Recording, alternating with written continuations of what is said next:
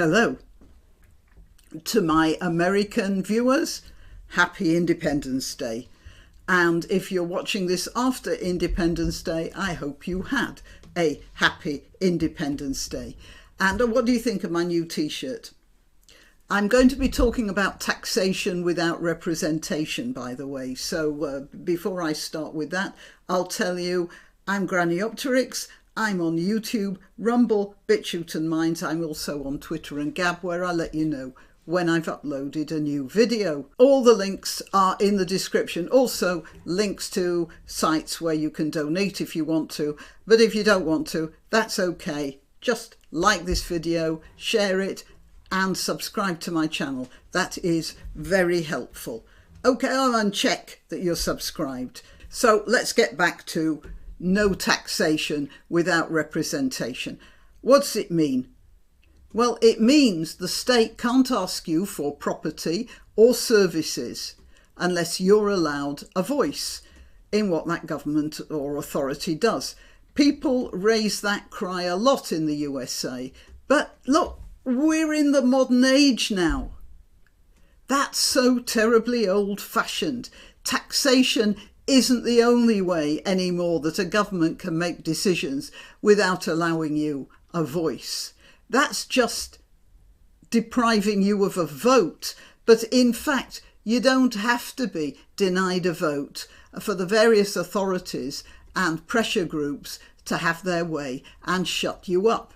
And you know that. For instance, they can just take away your bank account, can't they? As has been seen by the fate of many dissidents in this country, the UK. Interestingly enough, it's not coming from the government over here, it's coming from the banks themselves, but they are using legislation which had been passed by the government a few years ago with the best of intentions. It is always with the best of intentions, isn't it? And that's why those who should be railing against it silently comply. They are ashamed into silence. It's difficult to make the argument that money launderers and drug dealers should have bank accounts, isn't it?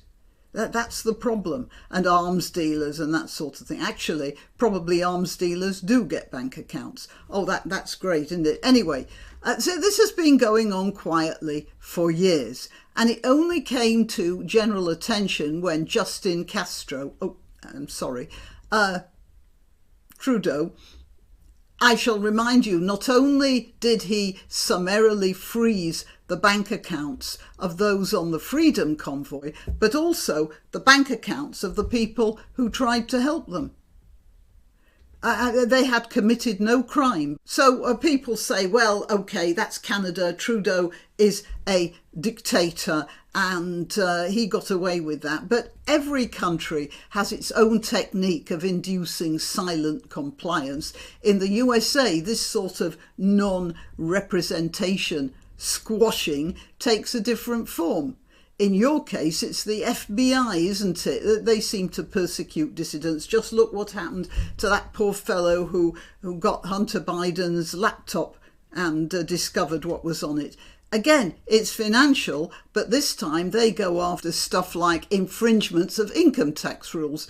That's really simple and a very lazy solution for anyone who wants to suppress somebody, because I shouldn't think anyone has never inadvertently broken an income tax rule. There are so many of them now, and that's also a state thing. The more complicated all of this stuff gets, the more likely you are to be able to find infringements that you can use against people.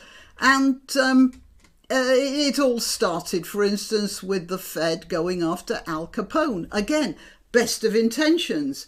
How can you rail against the state finally getting Al Capone behind bars? It made perfect sense at the time. And then it ended up with some guy finding himself on the wrong side of that for telling people about a laptop that he had been given to repair. It's really easy to do, so they did it, because people naturally are quite lazy and take the line of least resistance in most cases.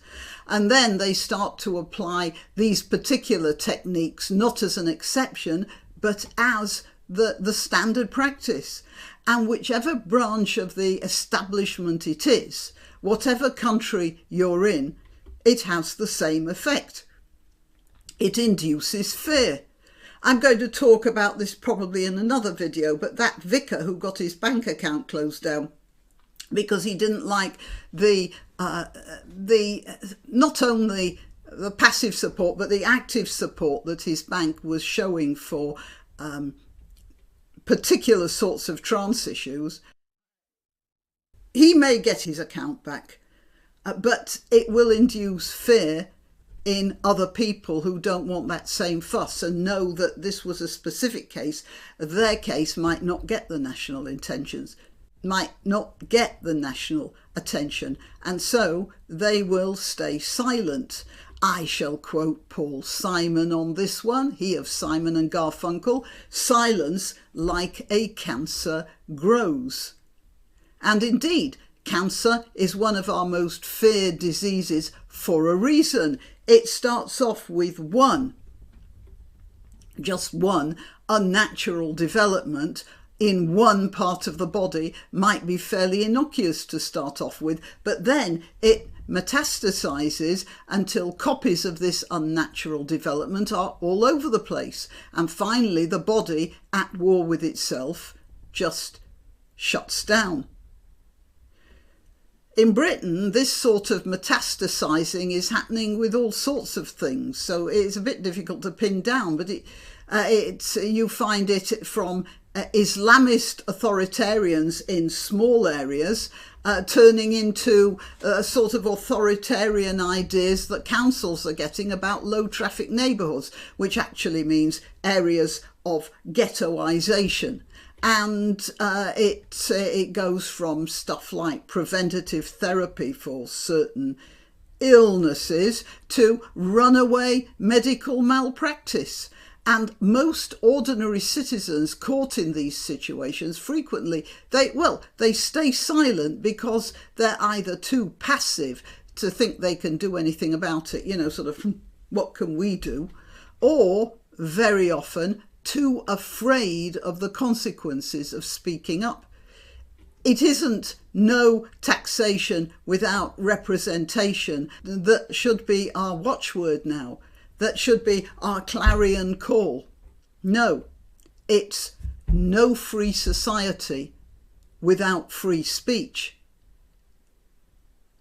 Okay, till next time.